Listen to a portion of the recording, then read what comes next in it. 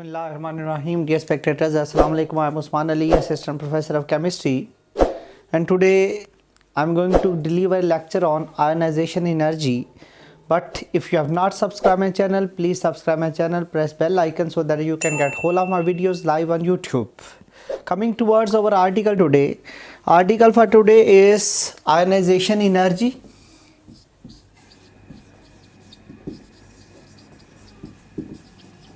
Or ionization potential, IE value और IP value, ये क्या होती है इसको हम डिस्कस करेंगे। तो लेकिन अगर आप लोगों ने चैनल को सब्सक्राइब नहीं किया हुआ तो पहले चैनल को लाजमी सब्सक्राइब करें ताकि नई आने वाली वीडियो आपको मिल सके। आयनाइजेशन एनर्जी होती क्या है? आसान लफ्ज़ों में अगर हम बोले तो आयन बनाने के लिए जो एनर्जी रिक्वायर होती है उस एनर्जी को हम आयनाइजेशन एनर्जी का नाम देते हैं। तो अगर हमारे पास से सोडियम एटम है तो सोडियम का एटॉमिक नंबर 11 होता है, उसके न्यूक्लियस में नंबर ऑफ़ प्रोटॉन जो हैं वो 11 होते हैं, नंबर ऑफ़ न्यूट्रॉन जो है वो 12 होते हैं, तो इसका मास नंबर 23 होता है। इसके पहले शेल में 2 इलेक्ट्रॉन होते हैं, दूसरे में 8 और तीसरे में 1 इलेक्ट्रॉन होता है। तो पहले में 2, दूसरे में 8 और तीसरे में 1 इलेक्ट्रॉन होता है। तो अगर हमारे पास कोई भी अकेला एटम हो, कुछ कंडीशंस हैं, आइसोलेट एटम हो। आइसोलेट एटम कब होगा? जब वो गैसियस स्टेट में होगा। आइसोलेट एटम हो, गैसियस स्टेट में हो और उसका कौन सा शेल हो? उसका वैलेंस शेल हो।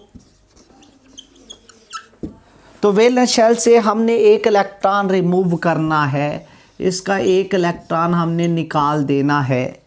तो उसमें से क्या करना है? रिमूव करना है 1 इलेक्ट्रॉन। क्या बनाने के लिए? To form ion. To form ion. Ion बनाने के लिए जो हम उसमें से 1 इलेक्ट्रॉन निकालेंगे उसके लिए जो एनर्जी चाहिए, energy required for this is called ionisation energy. तो अब आयोनाइजेशन एनर्जी की क्या डेफिनेशन है? तो इसको हम प्रॉपरली डिफाइन करने लगे हैं। It is amount of energy required to remove 1 electron, और 1 इलेक्ट्रॉन किधर से रिमूव करना है? From valence shell. Valence shell mean outermost shell. Valence shell किसका होगा? Of an isolate atom. अकेले एटम का वैलेंस शेल अगर हो, उसमें से 1 इलेक्ट्रॉन रिमूव करना हो टू फॉर्म आयन, तो उसके लिए जो एनर्जी चाहिए, कम से कम एनर्जी जो चाहिए, इज कॉल्ड आयोनाइजेशन एनर्जी और आयोनाइजेशन पोटेंशियल। से अगर हम सोडियम को ही लेते हैं तो सोडियम में से 1 इलेक्ट्रॉन रिमूव कर देंगे तो उसका बन जाता है केटाइन। 1 इलेक्ट्रॉन रिमूव कर देंगे, उसके लिए एनर्जी हमें देनी पड़ती है delta H 496 kilo joule per मोल। से दूसरी एग्जांपल हम इसमें हाइड्रोजन की ले लेते हैं। हाइड्रोजन में से 1 इलेक्ट्रॉन रिमूव करना है, तो ये हम चैप्टर नंबर 5 में भी पढ़ चुके हैं। इसकी ionization energy 13.31 kilo joule per मोल होती है। और अगर हम लेते हैं इसमें से मैग्नीशियम की एग्जांपल, तो उसमें से 1 इलेक्ट्रॉन रिमूव करना हो, +1 बना देगा। वैलेंस शेल से 1 इलेक्ट्रॉन रिमूव करेंगे और जब वो किस स्टेट में होगा? गैसियस स्टेट में होगा। तो एनर्जी हमें चाहिए यहाँ पर delta H 738 kilo joule per mole. तो these are the example of ionization energy. कुछ पॉइंट हैं आयोनाइजेशन एनर्जी के जो हम डिस्कस करते हैं। सबसे पहले इसके लिए यूनिट्स कौन कौन से इस्तेमाल होते हैं। यूनिट्स जो हैं, सबसे पहला जो यूनिट इस्तेमाल होता है वो होता है किलो जूल पर मोल। दूसरा जो यूनिट इस्तेमाल होता है वो इस्तेमाल होता है किलो कैलोरीज पर मोल। एंड तीसरा जो यूनिट होता है उसको हम नाम देते हैं इलेक्ट्रॉन वोल्ट। ये 3 यूनिट जो हैं ये मोस्टली इस्तेमाल होते हैं और सबसे कॉमन जो यूनिट इस्तेमाल होता है वो होता है किलो जूल पर मोल। अब आ जाते हैं प्रॉपर्टीज़ ऑफ आयोनाइजेशन एनर्जी। इसकी क्या क्या प्रॉपर्टीज़ हैं, कुछ डिटेल में हम जाने लगे हैं। What is called as higher ionization energy. Higher ionization energy क्या होती है इसको हम डिस्कस करेंगे। डियर स्पेक्टेटर्स, जब किसी एटम से एक इलेक्ट्रॉन निकल जाता है आइसोलेट एटम से, उसका केटाइन बन जाता है। से हमारे पास मैग्नीशियम एटम है, इसके वैलेंस शेल से एक इलेक्ट्रॉन निकाल दिया है, ये +1 हो जाएगा। तो +1 हो गया तो इसकी जो एनर्जी हमें चाहिए डेल्टा H वो है 738 किलो जूल पर मोल। और अगर हमारे पास इसका केटाइन बन चुका हो और इसमें से हमने दूसरा इलेक्ट्रॉन निकालना हो तो जो एनर्जी चाहिए उसको हम बोलते हैं second ionisation energy 1450 kilo joule per mole. तो इसको हम बोलते हैं सेकंड आयोनाइजेशन एनर्जी।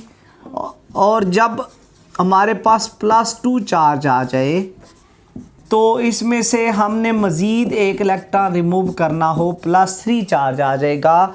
जो एनर्जी चाहिए उसको हम नाम देते हैं third ionization energy 7730 kilo joule per mole. This is called as third ionization energy. ये वाली फर्स्ट थी, ये सेकंड है और ये थर्ड है। तो क्या फ़र्क है कि थर्ड आयोनाइजेशन एनर्जी जो है वो ग्रेटर है देन सेकंड आयोनाइजेशन एनर्जी और वो ग्रेटर है than first ionization energy. Reason क्या है? रीज़न इसकी ये होती है कि ये इम्पॉर्टेंट शॉर्ट क्वेश्चन भी है कि सेकंड फर्स्ट से क्यों ज़्यादा होती है और थर्ड उससे क्यों ज़्यादा होती है। इनफैक्ट होता ये है जब न्यूट्रल एटम से एक इलेक्ट्रॉन निकालते हैं उसका केटाइन बन जाता है। और ऑलरेडी हम ये पढ़ चुके हैं कि केटाइन का साइज़ पेरेंट एटम से छोटा हो जाता है, होल्डिंग पावर न्यूक्लियस की बढ़ जाती है। अगर ये होल्डिंग पावर बढ़ जाएगी तो सेकंड इलेक्ट्रॉन का रिमूवल डिफ़िकल्ट हो जाएगा। तो अगर 2 निकाल देंगे तो थर्ड उससे भी डिफ़िकल्ट हो जाएगा। इसकी वजह ये होती है कि न्यूक्लियर फोर्स ज़्यादा स्ट्रॉन्ग हो जाती है। इस वजह से थर्ड आयोनाइजेशन एनर्जी हायर होती है सेकंड से और सेकंड हायर होती है फर्स्ट से, जिसको हम डिस्कस कर चुके हैं।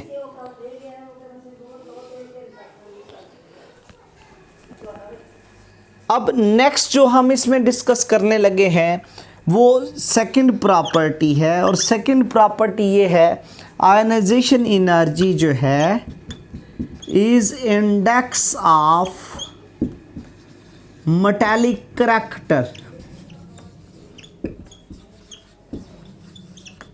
कि आयोनाइजेशन एनर्जी मेटालिक करैक्टर के बारे में बताती है, पैमाना है। कैसे पैमाना है? Elements with low ionization energy, जिनकी आयोनाइजेशन एनर्जी लो होती है, आर कॉल्ड, उनको बोला जाता है मेटल्स। जिनकी हायर होती है they are called as non metals. और जिनकी आयोनाइजेशन एनर्जी इंटरमीडिएट होती है, दरमियान में होती है, दे आर कॉल्ड एज मेटालाइड्स और सेमी मेटल्स। तो इसका मतलब है कि आयोनाइजेशन एनर्जी से हम बता सकते हैं कौन से मेटल्स हैं, कौन से नॉन मेटल्स हैं, कौन से मेटालाइड्स हैं। तो ये सब कुछ हम आयोनाइजेशन एनर्जी से डिस्कस कर सकते हैं। नेक्स्ट जो प्रॉपर्टी हम इसमें डिस्कस करते हैं वो है थर्ड प्रॉपर्टी, और वो प्रॉपर्टी है ionization energy tells us about stability of atom. Stability of atom के बारे में कैसे बताती है? तो ऐसे एलिमेंट्स जिनकी लो होती है आयोनाइजेशन एनर्जी, वो कंपैरेटिवली क्या होते हैं? They are unstable. तो इसका मतलब ये है कि ये जो स्टेबिलिटी होती है किसी भी एटम की, वो इनवर्स होती है किसके? आयोनाइजेशन एनर्जी के। जितना कोई ज़्यादा स्टेबल होगा, आयोनाइजेशन एनर्जी जो है ये डायरेक्टली प्रोपोर्शनल होती है किसके? स्टेबिलिटी के। जितना ज़्यादा कोई स्टेबल एटम है उतनी उसकी आयोनाइजेशन एनर्जी हायर होगी। मिसाल हम ले लेते हैं, सोडियम की आयोनाइजेशन एनर्जी है 496, मैग्नीशियम की है 738। तो ज़्यादा स्टेबल कौन सा होगा? मैग्नीशियम, क्योंकि इसकी आयोनाइजेशन एनर्जी जो है वो हायर है। तो जितनी किसी की आयोनाइजेशन एनर्जी लोअर होगी वो अनस्टेबल होगा। चौथा पॉइंट आ जाता है, और चौथा पॉइंट इसमें क्या आता है? आयोनाइजेशन एनर्जी जो है tales us about valency of atom. Valency of atom, इसमें हम सिंपल सा कॉन्सेप्ट लेते हैं। फॉर एग्जांपल सोडियम जो है, इसकी फर्स्ट आयोनाइजेशन एनर्जी जो है वो होती है 496 किलो जूल पर मोल। ये एंडोथर्मिक होती है आयोनाइजेशन एनर्जी। और सोडियम जो है, इसमें से एक इलेक्ट्रॉन निकल जाए, दूसरा निकालना हो, तो जो एनर्जी चाहिए वो होती है 4400 किलो जूल पर मोल। तो इसका मतलब है कि फर्स्ट में और सेकंड आयोनाइजेशन एनर्जी में डिफरेंस बहुत ज़्यादा है। तो हम ये कह देते हैं, if difference between first and second ionisation energy is greater, अगर फर्स्ट और सेकंड आयोनाइजेशन एनर्जी में डिफरेंस ग्रेटर होगा, then valency of atom would be कितनी होगी? +1 नॉट +2। तो इसका मतलब है एटम की वैलेंसी पता चलती है आयोनाइजेशन एनर्जी के डिफरेंस से। मैग्नीशियम को देख लो, फर्स्ट में और सेकंड में डिफरेंस थोड़ा है, लेकिन सेकंड और थर्ड में डिफरेंस ज़्यादा है। तो इसका मतलब है मैग्नीशियम की वैलेंसी +2 है, +3 नहीं है। एल्यूमिनियम को ले लो, फर्स्ट सेकंड में डिफरेंस थोड़ा है, सेकंड थर्ड में भी थोड़ा है, लेकिन थर्ड फोर्थ में ज़्यादा है, तो एल्यूमिनियम की वैलेंसी +3 होगी। अब पांचवा जो पॉइंट है वो है एबनॉर्मल आयोनाइजेशन एनर्जी। इस पॉइंट को हम बाद में डिस्कस करेंगे। कुछ चीज़ें जो हैं ये पॉइंट अभी हम कंक्लूड नहीं करते। तो उसके बाद आ जाता है फैक्टर्स। फैक्टर्स जो आयोनाइजेशन एनर्जी को इफेक्ट करते हैं, उनमें पहला फैक्टर है that is called atomic size. जितना साइज बड़ा होगा उतनी आयोनाइजेशन एनर्जी लोअर होगी। मीन आयोनाइजेशन एनर्जी जो है वो एटॉमिक साइज के इनवर्स होगी। साइज बड़ा कर दो, आयोनाइजेशन एनर्जी लोअर हो जाती है। पहला पॉइंट। दूसरा पॉइंट आ जाता है नंबर ऑफ शेल्स। तो आयोनाइजेशन एनर्जी जो है ये जितने नंबर ऑफ शेल्स बढ़ते जाएंगे उतना साइज बढ़ेगा, तो उतनी आयोनाइजेशन एनर्जी जो है वो लोअर होगी। तो ionization energy number of shells के इनवर्स होगी। तीसरा पॉइंट जो है उसको हम नाम देते हैं शील्डिंग इफेक्ट।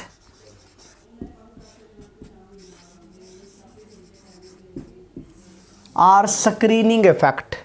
तो आयनाइजेशन एनर्जी जो है ये इनवर्स होती है किसके, शील्डिंग इफेक्ट और स्क्रीनिंग इफेक्ट उसके इनवर्स होती है। क्यों? क्योंकि ये बढ़ेगा तो साइज बढ़ेगा और वो लोअर होगी। चौथा पॉइंट है वो है न्यूक्लियर चार्ज। न्यूक्लियर चार्ज का क्या इफेक्ट होगा? तो आयनाइजेशन एनर्जी न्यूक्लियर चार्ज के डायरेक्टली प्रोपोर्शनल होगी। क्यों? क्योंकि न्यूक्लियर चार्ज बढ़े तो साइज जो है वो छोटा होता है, तो आयनाइजेशन एनर्जी इंक्रीज होगी। पांचवा, nature of orbitals. Nature of orbitals. तो आयनाइजेशन एनर्जी का अगर ट्रेंड देखा जाए तो एस ऑर्बिटल्स की आयनाइजेशन एनर्जी जो है वो हायर होती है पी ऑर्बिटल से, वो हायर होती है डी से, और वो हायर होती है एफ से। तो ये नेचर ऑफ ऑर्बिटल आ गया। छठा पॉइंट,